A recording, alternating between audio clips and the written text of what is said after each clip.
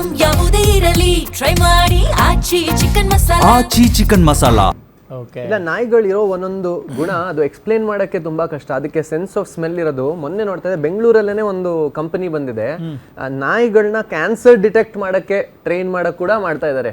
So ಅವ್ರದ್ದು ಒಂದೊಂದು ಪವರ್ಗಳೇನಿದೆ, ಇನ್ನು ಮನುಷ್ಯರು ಅದರಲ್ಲಿ ಇನ್ನು ಸಹಾಯ ತಗೊಂಡೇ ಇಲ್ಲ ಅಂತಾನೂ ಹೇಳೋರು ಎಲ್ಲ ಇದ್ದಾರೆ. ಯಾಕಂದ್ರೆ ಇದು ಮುಂದೆ ಹೋಗ್ತಾ ಹೋಗ್ತಾ ಮನುಷ್ಯರ ಜೀವ ಕೂಡ ಇದು ಉಳಿಸ್ಬೋದು ಅಂತ ಇದು ಅಮೆರಿಕನ್ ಒಂದು ಜರ್ನಲ್ ಅಲ್ಲೆಲ್ಲ, ಕ್ಯಾನ್ಸರ್ ಜರ್ನಲ್ ಅಲ್ಲೆಲ್ಲ ಪಬ್ಲಿಷ್ ಆಗಿತ್ತು ಅಂತ ಮೊನ್ನೆ ನೋಡ್ತಾ ಇದ್ದೆ. ಸೊ ಇದೊಂದು ಸ್ವಲ್ಪ ಬಿಟ್ಕೊಡಕ್ಕೂ ಆಗಲ್ಲ ಆ ತರ ನಾಯಿಗಳಿಗೆ. ಸರ್ ನಿಜ, ನೀವು ಹೇಳ್ದಂಗೆ ಅದನ್ನ ತಗೊಳಕ್ಕೂ ಆಗ್ತಾ ಇಲ್ಲ. ಯಾಕೆಂದ್ರೆ ನಾವು ಹುಟ್ಟಿದಾಗಿಂದ ನಮ್ಮ ತಲೆಗೆ ಏನು ತುಂಬಿದ್ದಾರೆ, ನಿಯತ್ತಿನ ಪ್ರಾಣಿ ಅಂತ ಅಂದ್ರೆ ಅದು ಶ್ವಾನ. ಅದು ಯಾವಾಗ್ಲೂ ನಮ್ಮ ಬೆನ್ನಿಂದನೇ ಇರುತ್ತೆ. ಆಮೇಲೆ ನಾನು ಹೇಳ್ತಾ ಇಲ್ಲ, ಇದೊಬ್ರು ಜ್ಞಾನಿ ಹೇಳಿರೋದು ಯಾರೋ ಒಬ್ರು ಜ್ಞಾನಿ ಹೇಳಿರೋದನ್ನ ನಾನು ಹೇಳ್ತಾ ಇರೋದು ಅಲ್ಲದೆ ನಾನು ಹುಟ್ಟಿಸ್ಕೊಂಡೇನು ಹೇಳ್ತಾ ಇಲ್ಲ. ಆ ಜ್ಞಾನಿ ಹೇಳಿದಾಗ ನಾನು ಇವೆಲ್ಲ ಈ ಲಕ್ಷಣಗಳನ್ನೆಲ್ಲ ಒಂದ್ಸತಿ ನಾನು ಲಕ್ಷಣಗಳು ಕರೆಕ್ಟ್ ನೋಡಿದೆ. ಆ ಲಕ್ಷಣಗಳನ್ನ ಇಟ್ಕೊಂಡು ಅವ್ರು ಹೇಳಿರೋದು ಅದನ್ನ ನಾನು ಹೇಳ್ತಾ ಇದ್ದೀನಿ. ನೀವು ಹೇಳ್ತಾ ಇರೋ ಲಕ್ಷಣಗಳು ಕರೆಕ್ಟ್ ಆಗಿದೆ. ಬಟ್ ಅದೇ ರೀತಿಯಾಗಿ ಒಂದಿಷ್ಟು ವಿಡಿಯೋಗಳನ್ನು ನೋಡ್ತಾ ಇರ್ತೀವಿ, ನಮ್ಮ ಕಣ್ಣು ಮುಂದೆ ಒಂದಿಷ್ಟು ಉದಾಹರಣೆಗಳು ಬಂದು ಹೋಗ್ತವೆ. ಯಾವುದಾದ್ರೂ ಒಬ್ಬ ಮನುಷ್ಯ ಆ ನಾಯಿನ ಸಾಕಿರ್ತಾನೆ, ಆ ಮಾಲೀಕ ಸತ್ತು ಹೋದ್ರೆ ಒಂದಿಷ್ಟು ನಾಯಿಗಳು ಸತ್ತೋಗಿದ್ದಾವೆ ಆ ಕೊರಗಲ್ಲಿ. ಸರ್ ಆ ಥರ ನೀವು ನೋಡಿದ್ರೆ ಹಸುಗಳು ಊಟ ಬಿಟ್ಟಿದ್ದಾವೆ. ಸರ್ ಹಸುಗಳೂ ನೀವು ನಮ್ಮ ಇದರಲ್ಲೇ ಯಾವುದರಲ್ಲಿ ನಮ್ಮ ಊರಲ್ಲಿ ಕೊಟ್ಟಿಗೆಯಲ್ಲೂ ಏನೋ ನಮ್ಮ ತಂದೆ ಸತ್ತಾಗ ಹಸು ಕಣ್ಣಲ್ಲಿ ನೀರು ಬರ್ತಾ ಇತ್ತು. ಏನೋ ಹಸುಗಳು, ಕೋಳಿಗಳು, ನೀವು ಹೇಳ್ತಿರಲ್ಲ ಬರೀ ಇದಕ್ಕೆ ನಾಯಿಗೆ ಮಾತ್ರ ಅಂತ, even the birds and other animals, goat, sheep ಎಲ್ಲಾನು ಇಟ್ ಮೌರ್ನ್ ಮಾಡುತ್ತೆ. ಅದು ಏನೋ ಸಂಕೋಚದಲ್ಲಿ ಇದರಲ್ಲಿ ಇರುತ್ತೆ. ಅದು ಏನೋ ಆ ಒಂದು ನೋವುನ ಅದು ತಿನ್ನುತ್ತೆ. ಅದನ್ನ ನೋಡಿ ನೀವು ಅದರ ಲಕ್ಷಣಗಳು, ಅದು ಓಡಾಡೋದೆಲ್ಲ ಸ್ಟಾಪ್ ಮಾಡುತ್ತೆ.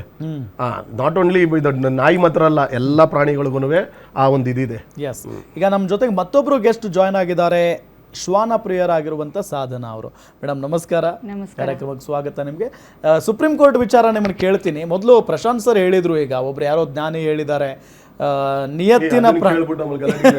ನಿಯತ್ತಿನ ಪ್ರಾಣಿ ನಾಯಿ ಅಲ್ಲ ಅಂತ. ಆ ಟಾಪಿಕ್ ಸಿಕ್ಕಾಪಟ್ಟೆ ಕುತೂಹಲ ಕೆರಳಿಸ್ತಾ ಇದೆ. ನಿಮ್ಮ ಅನಿಸಿಕೆ ಏನು? ನಾವೇನಕ್ಕೆ ಪ್ರಾಣಿಗಳಿಗೆ ಅಥವಾ ಮನುಷ್ಯರಿಗೆ ಯಾವಾಗಲೂ ನಿಯತ್ತಿರಬಾರ್ದು ಅಂತಾನೆ ಫಸ್ಟ್ ಆಫ್ ಆಲ್ ಡಿಫೈನ್ ಮಾಡಬೇಕು. ಅವ್ರು ಹೇಳ್ತಿದ್ದಂಗೆ ಎಲ್ಲ ಪ್ರಾಣಿಗಳಿಗೂ ಆ ಸೆಂಟಿಯೆಂಟ್ ಫೀಲಿಂಗ್ ಅಂತ ಇರುತ್ತೆ. ಲಿವಿಂಗ್ ಬೀಯಿಂಗ್ಸ್ ಅಂತ ಅಂದಮೇಲೆ ಮನುಷ್ಯರಿಗೆ ಮಾತ್ರನೇ ಎಮೋಷನ್ಸ್ ಅಲ್ಲ, ಎಲ್ಲ ಪ್ರಾಣಿಗಳಿಗೂ ಪಕ್ಷಿಗಳಿಗೂ ಎಮೋಷನ್ಸ್ ಇರುತ್ತೆ. ಹಾಗಾಗಿ ಫಸ್ಟ್ ಆಫ್ ಆಲ್ ಮನುಷ್ಯರಲ್ಲೇ ನಾವು ಲಾಯಲ್ಟಿ, ನಿಯತ್ನ ಎಕ್ಸ್ಪೆಕ್ಟ್ ಮಾಡಿದ್ರೆ ಸಿಗದೇ ಇರಬೇಕಿದ್ರೆ ಪ್ರಾಣಿಗಳು ನಿಯತ್ತಾಗಿರಬೇಕು, ಪ್ರಾಣಿಗಳು ನಿಯತ್ತಾಗಿ ಇದ್ಬಿಟ್ಟು ಅದನ್ನ ಪ್ರೂವ್ ಮಾಡಬೇಕು ಮನುಷ್ಯರಿಗೆ ಅಂತ ಡಿಸ್ಕಷನ್ ಮಾಡೋದೇ ಒಂಥರ ವೇಸ್ಟು. ಜಸ್ಟ್ ಎಮೋಷನ್ಸ್ ಇದೆಯಾ ಇಲ್ವಾ, ಫೀಲ್ ಮಾಡ್ತಾರಾ ಇಲ್ವಾ ಅನ್ನೋದು ಒಂದು ಇಂಪಾರ್ಟೆಂಟ್ ಬೇಸಿಸ್ಸು ಎಲ್ಲ ಡಿಸಿಷನ್ಸ್ಗೂ. ಅಂದರೆ ಇವಾಗ ಅದನ್ನು ಶೆಲ್ಟರ್ಗೆ ಹಾಕಬೇಕಾ ಅಥವಾ ರೋಡಲ್ಲೇ ಇಟ್ಕೋಬೇಕಾ ಅಥವಾ ನಮ್ಮ ಮನೆಯಲ್ಲಿ ಇಟ್ಕೋಬೇಕಾ, ಏನು ರಿಸ್ಟ್ರಿಕ್ಷನ್ಸಲ್ಲಿ ಇಟ್ಕೋಬೇಕು, ಹೇಗೆ ಮ್ಯಾನೇಜ್ ಮಾಡಬೇಕು ಪ್ರಾಣಿಗಳನ್ನ ಅಂತ ಒಂದು ವಿಷಯ ಬಂದಾಗ ಅವಕ್ಕೆ ಎಮೋಷನ್ಸ್ ಇದೆ ಅಂತ ಒಂದು ಕನ್ಸಿಡರ್ ಮಾಡಬೇಕು ಹೊತ್ತು ನಿಯತ್ತಿದೆಯಾ ಇಲ್ವಾ ಅನ್ನೋದು ಯೂಸ್ಲೆಸ್ ಟಾಪಿಕ್. ಓಕೆ. ಇನ್ನೊಂದು, ಈಗ ಸುಪ್ರೀಂ ಕೋರ್ಟ್ ಹೇಳ್ತಾ ಇದೆ ದಯಾಮರಣಕ್ಕೆ ಅನುಮತಿಯನ್ನು ಕೊಟ್ಟುಬಿಟ್ಟಿದೆ ಸುಪ್ರೀಂ ಕೋರ್ಟ್. ಇದ್ರ ಬಗ್ಗೆ ನಿಮ್ಮ ಅಭಿಪ್ರಾಯ? ಅದು ಮೊದಲೇ ಇತ್ತು. Prevention of cruelty against animals actually already euthanasia, ಅದು ತುಂಬ ರೇಬಿಡ್ ಡಾಗ್ಸ್ನ ನಾವು ಐಡೆಂಟಿಫೈ ಮಾಡಿದಾಗ ಯೂಶಲಿ 10 days ಟೈಮ್ ಇರುತ್ತೆ ಅವ್ರಿಗೆ ಶೆಲ್ಟರಲ್ಲಿ. ಆ ಡ್ಯೂರೇಷನಲ್ಲಿ in case extreme symptoms catch ಮಾಡಿದಾಗಲೇ ಕಾಣಿಸ್ತು ಅಂದ್ರೂ ಏನೂ ಟ್ರೀಟ್ಮೆಂಟ್ ಕೊಡೋದಕ್ಕಾಗೋದಿಲ್ಲ ರೇಬಿಡ್ ಡಾಗ್ಸ್ಗೆ. ಹಾಗಾಗಿ ಅಲ್ಲೇನೇ ಶೆಲ್ಟರಲ್ಲಿ ಆ ಕೇಜಲ್ಲಿ ಸಾಯೋದಕ್ಕೆ ಬಿಡಬೇಕಾಗತ್ತೆ 10 days ಅಬ್ಸರ್ವೇಷನಲ್ಲಿ. ಸೊ ಇನ್ ಕೇಸ್ ವೆಟರ್ನರಿಯನ್ನು ಕ್ಲಾರಿಫೈ ಮಾಡೋದಕ್ಕಾಗತ್ತೆ, ಕ್ಲಿಯರ್ ಆಗಿ ಐಡೆಂಟಿಫೈ ಮಾಡೋದಕ್ಕಾಗತ್ತೆ that this dog is suffering from rabies or has clear symptoms which can not be treated ಅಂತ ಅಂದರೆ they are allow to do euthanasia. ಅದೇನು ಚೇಂಜ್ ಆಗಿಲ್ಲ. ಈಗ ಅವ್ರು ಏನು ಹೇಳ್ತಾರೆ, ಅಗ್ರೆಸಿವ್ ಡಾಗ್ಸು ತೀರಾ ಎಕ್ಸ್ಟ್ರೀಮ್ ಸಿಚುವೇಶನ್ ಇದೆ ಅಂತಂದ್ರೆ ಅಲ್ಲೂ ವೆಟರ್ನರಿ ಡಾಕ್ಟರು ಮತ್ತೆ ರೂಲ್ಸ್ ಪ್ರಕಾರ ಒಂದು ಯುಥನೇಷಿಯಾ ಕಮಿಟಿ ಅಂತ ಇರಬೇಕು. ಯುಥನೇಷಿಯಾ ಕಮಿಟಿನಲ್ಲಿ ಒಂದು ಸ್ಟ್ಯಾಂಡರ್ಡ್ ಆಪರೇಟಿಂಗ್ ಪ್ರೊಸೀಜರ್ ಇರುತ್ತೆ, ಯಾವ ಕಾರಣದಲ್ಲಿ ಯಾವ ಸಂದರ್ಭದಲ್ಲಿ ನೀವು ಯುಥನೇಷಿಯಾ ಆಪ್ಟ್ ಮಾಡ್ಬೋದು ಅಂತ.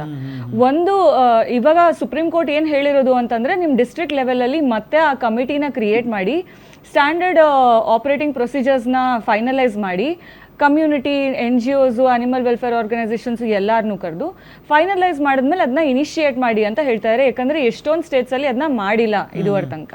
ಸೊ ಅದು ಏನು ಹೊಸ ವಿಷಯ ಅಲ್ಲ ಆರ್ಡರಲ್ಲಿ. ಈಗ ನೀವು ಶ್ವಾನ ಪ್ರಿಯರಾಗಿರೋದ್ರಿಂದ ಈ ಪ್ರಶ್ನೆ ಮಾಡ್ತಾ ಇದ್ದೀನಿ. 2025ರಲ್ಲಿ ಇದೇ ಕೋರ್ಟ್ ಹೇಳುತ್ತೆ, ಸರ್ಕಾರಗಳಿಗೆ ಸೂಚನೆಯನ್ನು ಕೊಡುತ್ತೆ, ಆದಷ್ಟು ಒಂದು ಶೆಡ್ ನಿರ್ಮಾಣ ಮಾಡಿ ಒಂದು ಪ್ರತ್ಯೇಕ ಸ್ಥಳದಲ್ಲಿ ಆ ಬೀದಿ ನಾಯಿಗಳನ್ನ ಹೋಗಲ್ಲಿ ಹಾಕಿ ಅಂತ ಹೇಳಿ ನಿಮ್ ಗಮನಕ್ಕಿದೆಯಾ? ಸರ್ಕಾರ ಏನಾದರೂ ಮಾಡಿದೆಯಾ ಇದ್ರ ಬಗ್ಗೆ? ಹೌದು ಇದೆ. ನಾವೂ ಈ ಸುಪ್ರೀಂ ಕೋರ್ಟ್ ಆರ್ಡರ್ಗೆ ಇಂಟರ್ವ್ಯೂನರ್ ಇದ್ದೀವಿ ಇವಾಗ. ಆ್ಯಂಡ್ ಬ್ಯಾಂಗ್ಳೂರಲ್ಲೇ ಆಲ್ಮೋಸ್ಟ್ ಒಂದು 3 ಲೊಕೇಶನ್ಸ್ ಐಡೆಂಟಿಫೈ ಮಾಡಿದ್ದಾರೆ. ಆ್ಯಂಡ್ ಯಲಹಂಕನಲ್ಲಿ ಇವಾಗ ಶೆಲ್ಟರ್ ಕ್ರಿಯೇಷನ್ ನಡೀತಾ ಇದೆ, ಅಂದರೆ ಕನ್ಸ್ಟ್ರಕ್ಷನ್ ನಡೀತಾ ಇದೆ. ಸೊ ಮೋಸ್ಟ್ಲಿ ಇನ್ 1 ತಿಂಗಳಲ್ಲಿ ಆ ಶೆಲ್ಟರ್ ರೆಡಿ ಇರುತ್ತೆ, ಒಂದು 500 ನಾಯಿನ ಪಿಕ್ ಮಾಡುವಷ್ಟು. ಮಿಕ್ಕಿದ ಲೊಕೇಶನ್ಸು ಐಡೆಂಟಿಫೈ ಮಾಡಿದ್ದಾರೆ, ಆದರೆ ಇನ್ನು ಕನ್ಸ್ಟ್ರಕ್ಷನ್ ಸ್ಟಾರ್ಟ್ ಆಗಿಲ್ಲ, ಸರ್ವಿಸ್ ಪ್ರೊವೈಡರ್ ಇಲ್ಲ, ಆ ಥರ ಎಲ್ಲ ಇದೆ. ಆ್ಯಂಡ್ ಎಷ್ಟೊಂದು ಕಡೆ ವೇಟ್ ಮಾಡ್ತಿದ್ರು, ಯಾಕಂದರೆ ಲಾಸ್ಟ್ ಟೈಮು ಜಾನಲ್ಲಿ ಹಿಯರಿಂಗ್ ಆದಾಗ ಸುಮಾರು ಸ್ಟೇಟ್ಸ್ ಬಂದಿದ್ರು. ಸ್ಟೇಟ್ಸ್ ಏನಂತ ಅಂದ್ರು ಅಂದ್ರೆ ನಾವು ಆಕ್ಸೆಪ್ಟ್ ಮಾಡ್ಕೊಂತೀವಿ, ನಾವು ABC ಇಂಪ್ಲಿಮೆಂಟ್ ಮಾಡಿಲ್ಲ ಅಂತ, ಅದನ್ನ ನಾವು ಮಾಡ್ತೀವಿ, ಆದ್ರೆ ಪೌಂಡ್ಸ್ ಮಾಡೋದಕ್ಕಾಗೋದಿಲ್ಲ, ನಮ್ಮ ಹತ್ರ ಆ ಥರ ಕೆಪಾಸಿಟಿ ಇಲ್ಲ ಫೈನಾನ್ಷಿಯಲಿ ಅಂತ ಹೇಳಿದ್ರು. ಅದನ್ನ ಅವಾಗ್ಲೂ ಕೋರ್ಟ್ ಕನ್ಸಿಡರ್ ಮಾಡಿದ್ರು. ಈಗ್ಲೂ ಆ ವಿಷಯದಲ್ಲಿ ಏನು ಹೇಳ್ತಾ ಇದಾರೆ ಅಂತಂದ್ರೆ, ಅಬ್ಸಲ್ಯೂಟ್ಲಿ ಬಾಯ್ಕಾಟ್ ಅಂತ ಏನೂ ಇಲ್ಲ. ಏನೇನು locations, sensitive locations, public places ಅಂತ ಐಡೆಂಟಿಫೈ ಮಾಡಿದ್ದಾರೆ, ಆ ಲೊಕೇಶನ್ಸ್ ಅಲ್ಲಿ ಆ ಇನ್ಸ್ಟಿಟ್ಯೂಷನ್ ಅವರು ರೆಸ್ಪಾನ್ಸಿಬಿಲಿಟಿ ತಗೊಂಡು ನಾಯಿಗಳನ್ನ ಚೆನ್ನಾಗಿ ಮ್ಯಾನೇಜ್ ಮಾಡ್ತಾರೆ. ಹೆಂಗೆ ಅಂತಂದ್ರೆ ಫೀಡಿಂಗ್ ಮಾಡಿ, ಆಪರೇಷನ್ ಮಾಡಿಸಿ, ವ್ಯಾಕ್ಸಿನೇಷನ್ ಮಾಡಿಸಿ ಟೈಮ್ ಟು ಟೈಮು, ಅದಕ್ಕೆ ಸೆಪರೇಟ್ ಲೊಕೇಶನ್ ಐಡೆಂಟಿಫೈ ಮಾಡೋದಕ್ಕಾಗತ್ತೆ ಅಷ್ಟು ದೊಡ್ಡ ಏರಿಯಾನಲ್ಲಿ. ಇದೆಲ್ಲ ಆಗಿಯೂ ಇನ್ ಕೇಸ್ ಏನಾದರೂ ಡಾಗ್ ಬೈಟ್ ಇತ್ತು ಅಥವಾ ಏನಾದರೂ ಅಟ್ಯಾಕ್ ಆಯಿತು ಅಂತಂದ್ರೆ ಅವರು ಲೀಗಲಿ ರೆಸ್ಪಾನ್ಸಿಬಿಲಿಟಿ ತಗೊಳ್ಳೋದಕ್ಕೆ ರೆಡಿ ಇದ್ದಾರೆ ಅಂತಂದ್ರೆ ಅಂತ ಇನ್ಸ್ಟಿಟ್ಯೂಷನ್ಸ್ ಅವರು ನಾಯಿನ ಇಟ್ಕೋಬಹುದು. ಇನ್ ಕೇಸ್ ಆ ಥರ ರೆಸ್ಪಾನ್ಸಿಬಿಲಿಟಿ ತಗೊಳ್ಳೋದಕ್ಕೆ ರೆಡಿ ಇಲ್ಲ, ಇದು ಮುನ್ಸಿಪಾಲಿಟಿ ಅವರೇ ತಗೊಳ್ಳಿ ಅಂತ ಏನಾದರೂ ಬಂದರೆ ಅಂಥ ಪ್ಲೇಸಸ್ಸಿಂದ ನಾಯಿನ ಪಿಕ್ ಮಾಡಬೇಕು, ಅದು ಮುನ್ಸಿಪಾಲಿಟಿ ಡಿಸಿಷನ್ ಅಂತ ಹೇಳಿದ್ದಾರೆ. ಬಟ್ ಈ ಥರ ರೂಲ್ಸ್ ಇದ್ರೆ ಯಾವ ಸಂಸ್ಥೆಯವರು ಆ ಥರ ರಿಸ್ಕ್ ತಗೊಳಕ್ಕೆ ಸಾಧ್ಯ ಇಲ್ಲ ಅನಿಸುತ್ತೆ. ರಿಸ್ಕ್ ತಗೊಳ್ಳೋದಕ್ಕೆ ಸಾಧ್ಯ ಇಲ್ಲ. ಒಂದು ರೀತಿ ನಾವೇನು ಹೇಳೋದು ಅಂದರೆ, ಮೀಡಿಯಾ ವಾಪಸ್ ಹೋಗಿ ಈ ಕ್ವೆಶನ್ಸ್ನೆಲ್ಲ ಮುನ್ಸಿಪಾಲಿಟಿಗೆ ಕೇಳಬೇಕು. ಯಾಕಂದರೆ ಸುಪ್ರೀಂ ಕೋರ್ಟ್ ಆರ್ಡರಲ್ಲಿ ಇವತ್ತೊಂದು 4 ಪ್ಯಾರಾಗ್ರಾಫು ಮುನ್ಸಿಪಾಲಿಟೀಸು ABC ಇಂಪ್ಲಿಮೆಂಟ್ ಮಾಡಿಲ್ದಿರೋದನ್ನೇ ಹೇಳ್ತಾ ಇದ್ದಾರೆ. ಅವ್ರೇನಂತಾರೆ ಅಂದರೆ 20 ವರ್ಷ ಆದ್ರೂ ಇವರು ಗ್ರೌಂಡ್ ಲೆವೆಲಲ್ಲಿ ಬಜೆಟ್ ಅಲಾಟ್ ಮಾಡ್ದೇನೆ, ABC ಇಂಪ್ಲಿಮೆಂಟ್ ಮಾಡ್ದೇನೆ ಈ ದಿನ ನಾವು ಕಂಡಿರೋದು.